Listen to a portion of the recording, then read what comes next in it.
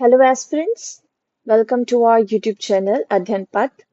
Today, we will begin with our series of biology.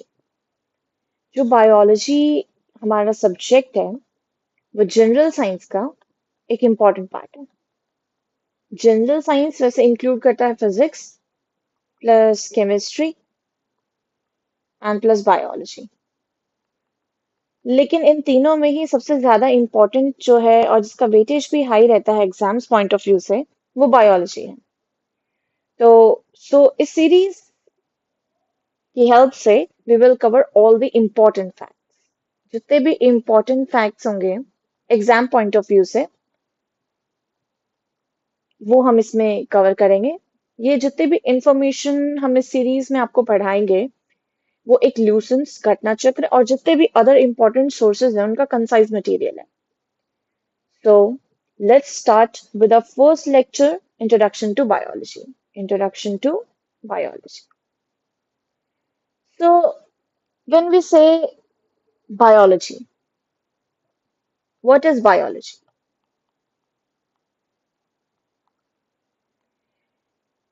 Get back to some basics. What is science? Science is study of natural phenomena.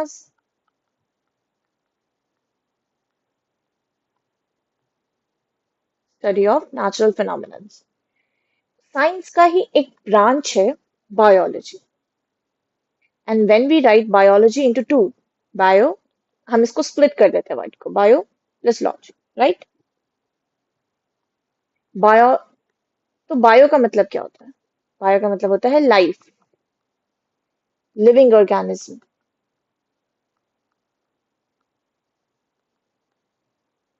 और logy का मतलब होता है study.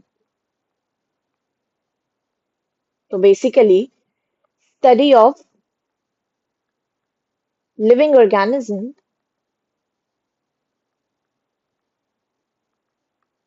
उसको हम biology कहते हैं. ये तो एक बेसिक इंट्रोडक्शन हो गया कि व्हाट इज बायोलॉजी. इसका एक्सटेंडेड इंफॉर्मेशन अगर हम देखें तो biology derive from the Greek word BIOS, that is life, and logos, that is study, and it is the scientific study of life and living organisms. This is the definition of what biology is. Now, taking you to the fact point, you can note it down. Who termed the word biology? This question arises, right? And who is the father of biology? This question also. क्या ये दोनों same है या ये दोनों अलग है? ये कंफ्यूजन है विच एग्जामिनर कैन क्रिएट, राइट? हमें पता होना चाहिए कि इन दोनों का आंसर डिफरेंट है, रिलेटेड टू बायोलॉजी है बट डिफरेंट है. जो वर्ड बायोलॉजी है वो टर्म किया था लेमार्क ने एंड ट्रेवेरेनस ने इन 1802 में. एंड जो फादर ऑफ बायोलॉजी है वो एरिस्टोटल है.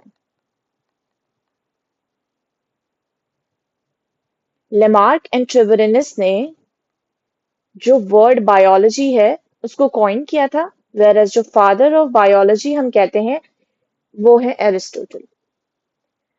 जो एरिस्टोटल है, he give the brief introduction.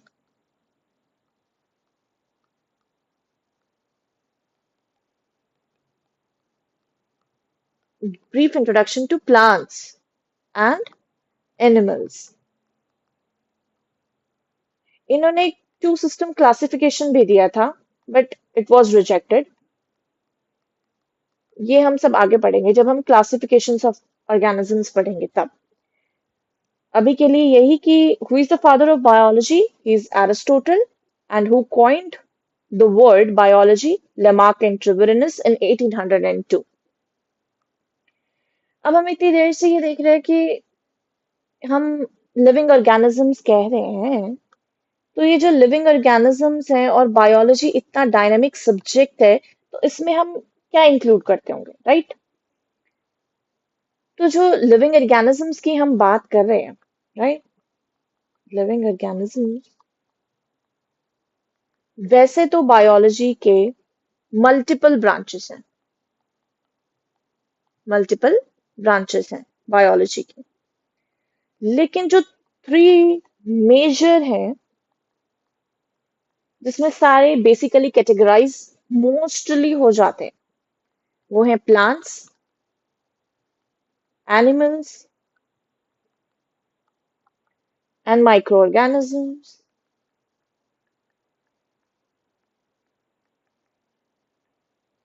जो बेसिक या मेजर डिवीजन हम कह सकते हैं वो यही है, प्लांट्स, एनिमल्स एंड माइक्रो ऑर्गेनिजम्स। Major divisions, when we say botany, botany किसकी स्टडी होती है? Study of plants, study of plants botany होता है। Who is father of botany? थियोफ्रस्टस।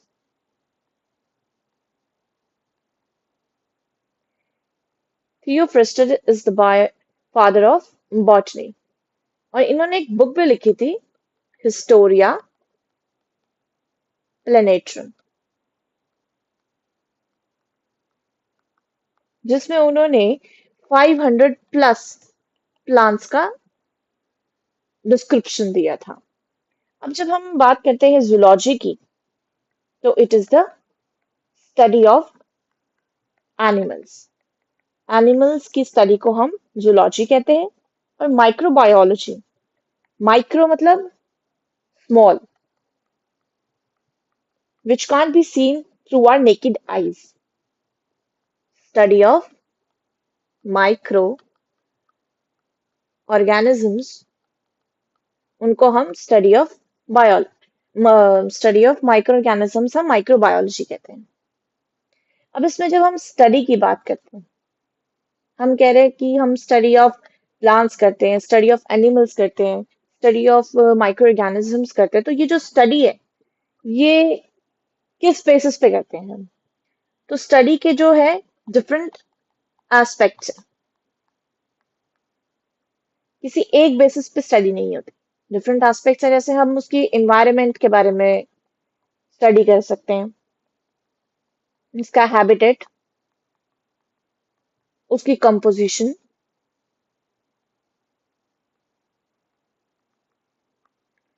उसके नेचुरल फिनोमिनास, उसमें अकर जो हो रहे हैं वो, उसका डिस्ट्रीब्यूशन, हम उसकी बात करते हैं। जब हम बात कर रहे थे जूलॉजी की, तो जूलॉजी के फादर कौन है? Father of zoology is Aristotle. अब बिल्कुल कंफ्यूज नहीं होना, फादर ऑफ बायोलॉजी भी एरिस्टोटल ही है। टोटल सब्जेक्ट, टोटल जो बायोलॉजी है उनके भी फादर एरिस्टोटल है, और जो जूलॉजी है उनके भी फादर एरिस्टोटल ही हैं, और ये एक ही इंसान है। एक फन फैक्ट ये है कि जो एरिस्टोटल जिस यूनिवर्सिटी में प्रोफेसर थे, उसी यूनिवर्सिटी में जो थियोफ्रस्टस थे वे उनके स्टूडेंट थे, बट आफ्टर हिज रिजाइन, थियोफ्रस्टस को वो ऑनर्ड स्टेटस दिया गया था उस यूनिवर्सिटी में। तो फर्स्ट, तो जो फादर ऑफ जूलॉजी, इसलिए फादर ऑफ बायोलॉजी किसको कंसिडर किया जाता है? अरिस्टोटल को, वेरएज जूलॉजी वाले में भी उन्हीं को फादर ऑफ जूलॉजी कहा गया है, और बॉटनी में थियोफ्रस्टस को लिखा गया है। और जब हम बात करते हैं माइक्रोबायोलॉजी में, तो जो फादर ऑफ माइक्रोबायोलॉजी है वो है एंटोन वन ल्यूवेनहॉक।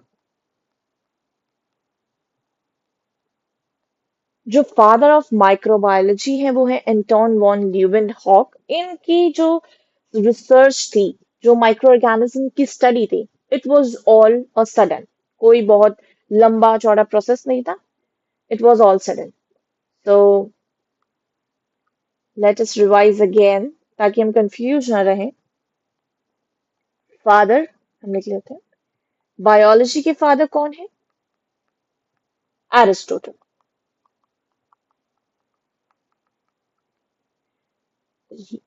जूलॉजी के भी फादर कौन है?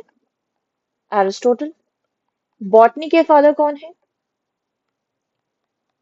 थियोफ्रस्टस,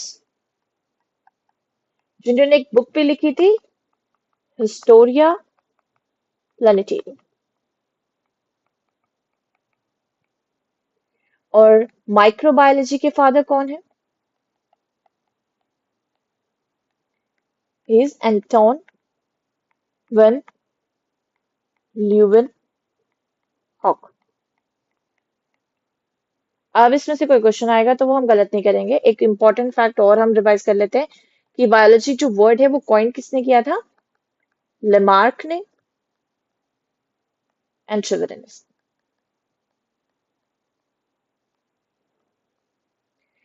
अब हम इतनी देर से यही देख रहे हैं कि लिविंग ऑर्गेनिजम्स होते हैं, प्लांट्स होते हैं, एनिमल्स होते हैं, लिविंग ऑर्गेनिजम्स होते हैं, लाइफ होती है। तो उनका जस्टिफिकेशन प्रिंसिपल्स भी तो कुछ होते होंगे जिसपे हम बेसिस पे उनको डिवाइड करेंगे कि यस ये लिविंग ऑर्गेनिज्म है और ये नॉन लिविंग ऑर्गेनिज्म है। तो वैसे तो बहुत सारे एस्पेक्ट्स हैं, बहुत सारी डायमेंशंस हैं जो हम देख सकते हैं। डायमेंशंस लिविंग ऑर्गेनिज्म की वेरीज करती है काफी चीजों पे, कंपोजिशन पे, उसके मेटाबॉलिज्म पे, उसकी जो सेंसिंग एबिलिटीज होती हैं, सेंस करना, उस पे, डेथ, होम्योस्टेसिस, उसका अडेप्टेबिलिटी क्या है, इन सब चीजों पे। बट जब हम यूनिफाइंग प्रिंसिपल्स कहते हैं तो वो होते हैं मेजर, 5 मेजर जो फैक्टर्स हैं उसको, यही हमारे एनसीईआरटी में भी नोट डाउन होते हैं। यही 5 मेजर फैक्टर्स प्रिंसिपल्स हैं किसी भी लिविंग ऑर्गेनिज्म का basis. It is composition, metabolism, growth, reproduction and evolution. आगे हम इन्हीं की बात करेंगे। Let's first take composition. Composition, composition क्या होता है? किसी भी चीज, कोई भी चीज है, जैसे कोई भी चीज है, वो किस चीज की बनी हुई है? वो कॉम्पोजिशन। किस चीज का बना हुआ है? वो किस चीज से कंपोज्ड है, किस चीज की बनी हुई है? तो all living organisms are made up of cells. That is the basic structural and functional unit of life. As per this definition, इसमें ये कहा है कि जितने भी लिविंग ऑर्गेनिजम्स हैं वो सेल्स से बने हुए हैं। एंड यहाँ पे एक फैक्ट है जो मैं आपको बताती हूँ कि human body is approximately made up of 37 trillion cells. तो कहीं ना कहीं दिस फैक्ट इज क्लियर कि जो ऑल लिविंग ऑर्गेनिजम्स हैं are made up of cells and the basic structure and the functional unit of life. अब क्या होता है, किसी किसी में सिंगल सेल होता है। ये तो ह्यूमन बॉडी है जिसमें 37 ट्रिलियन सेल्स थे। सिंगल सेल होता है जिसका उन्हें यूनिसेलुलर कहते हैं। यूनिसेलुलर मतलब सिंगल सेल, और उनका एग्जाम्पल है अमीबा ले सकते हैं हम। और मल्टी सेलुलर हो जाएंगे मतलब मल्टीपल नंबर ऑफ सेल्स, तो उनका एग्जाम्पल है ह्यूमंस। ये था हमारा composition. Let's talk about metabolism. Metabolism. Sum total of chemical reactions occurring in the body, जैसे कौन कौन से basis? Respiration, digestion, synthesis. Unique to living organism, no non-living entity shows metabolism. अब कोई कहे माउंटेन्स का क्या मेटाबॉलिज्म होता है रेट, तो हम कहेंगे are you serious?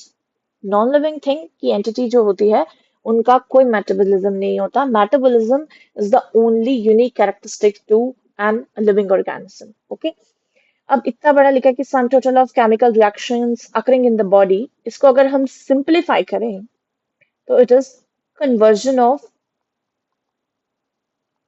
Food to form energy. जो भी खाना हम खाते हैं वो हमारी बॉडी में जब जाता है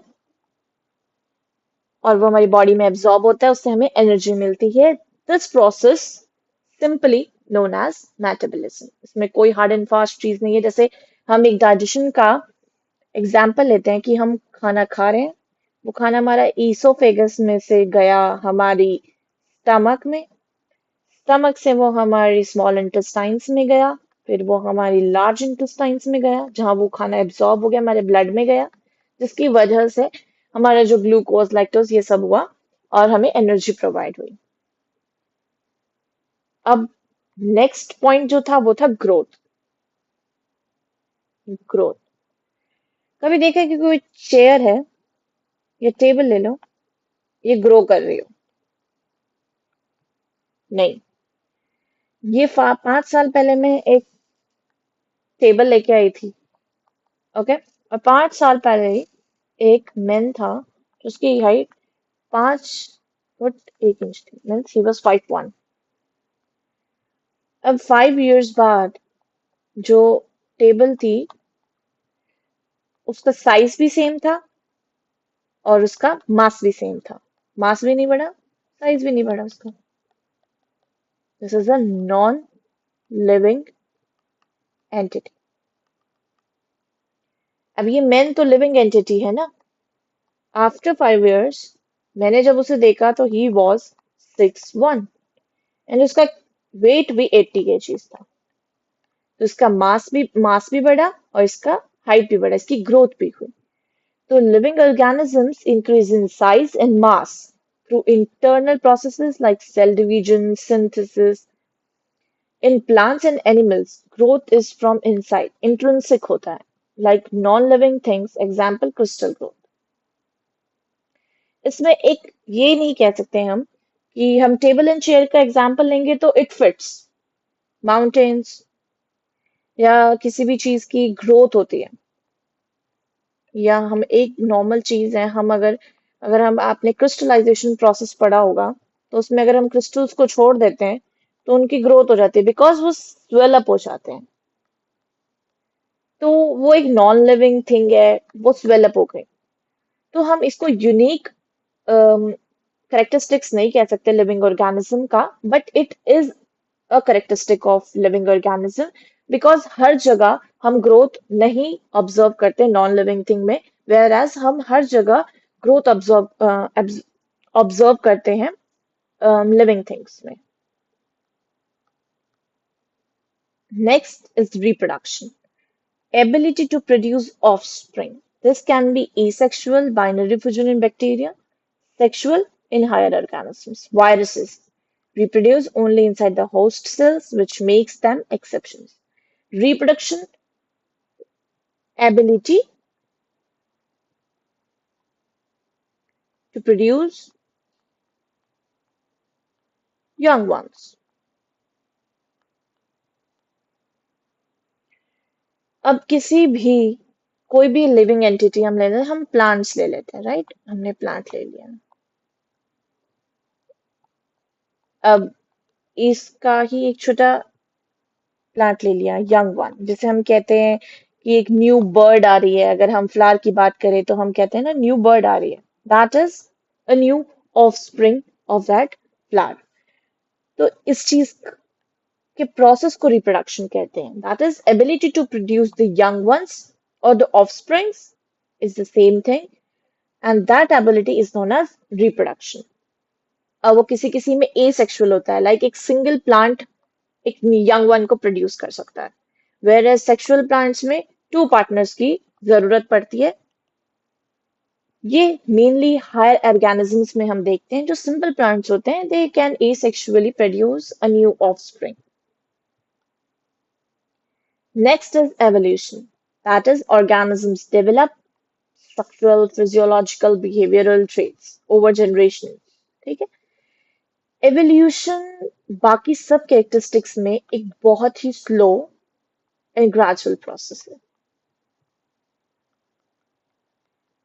हम देखते हैं कि कंपोजिशन तो एक चलो अलग फैक्टर है, ग्रोथ हो गया, रिप्रोडक्शन हो गई, मेटाबॉलिज्म हो गया, ये सब एक फास्ट प्रोसेस में आते हैं।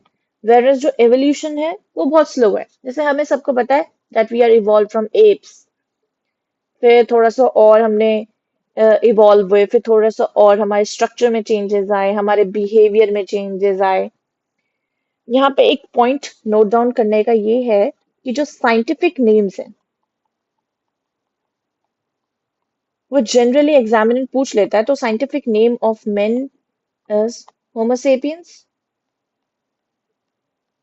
सेपियंस, होमो सेपियंस, सेपियंस एक साइंटिफिक नेम है मेन का। अगर ये क्वेश्चन आए कि what is the scientific name of a man, examples there तो homo erectus, homo habilis, homo sapiens, homo sapiens. तो ना हमें होमो सेपियंस वाले पे क्लिक करना है, because homo erectus, homo habilis और होमो इरेक्टस जो है, इनसे हम इवॉल्व होके होमो सेपियंस बने। So in today's term, scientific name of a man is Homo sapiens. So this is the first chapter of our biology, that is Introduction to Biology, where we discuss the basic facts, just basic facts, that what is biology, what are the major divisions of biology, and what are the unifying principles, that is the characteristics of biology. So एक revision ले लेते हैं कि what we studied today, that is what is biology, study of living organisms, study of life, living organisms. Biology का जो word था वो coin किसने किया था? लेमार्क ने। और फादर कौन है? एरिस्टोटल। फिर बायोलॉजी की 3 मेजर डिविजन्स थी।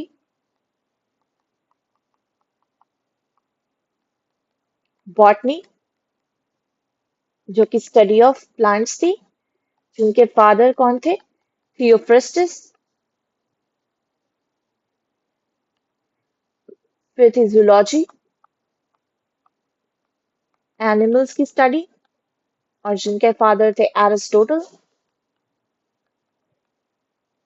फिर थे माइक्रोबायोलॉजी, जिसमें हमने स्टडी ऑफ माइक्रो ऑर्गेनिजम्स करी थी। इनके फादर थे एंटोन वॉन लीवेनहॉक।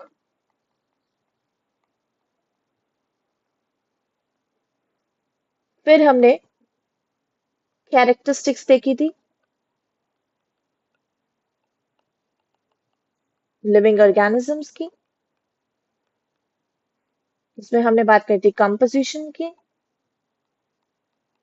कि लिविंग ऑर्गेनिजम्स किस चीज के बने हुए हैं, इट इज सेल्स।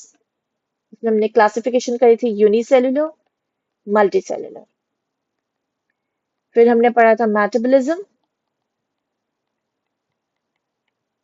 जहाँ पे फूड का कन्वर्जन एनर्जी में होता है। फिर हमने ग्रोथ पढ़ा था, साइज एंड मास इंक्रीज होता है, that is growth. Reproduction, ability to produce,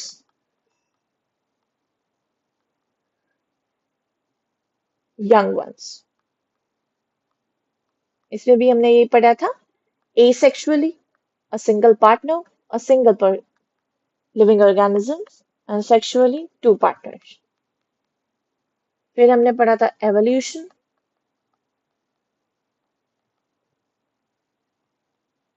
उसमें हमने पढ़ा था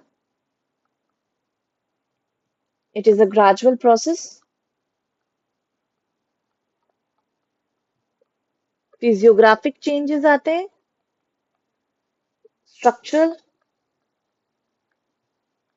and behavioral. So today we are done with our first lecture of Introduction to Biology. And like, share, and subscribe these videos for more content. And just go through this video once. And if you found that it is more interesting, you can have a comment, you can give a comment, and we will have a question session on our Telegram group. You can join the Telegram group from the link given below in the description box. And this is for today. Thank you so much. Goodbye.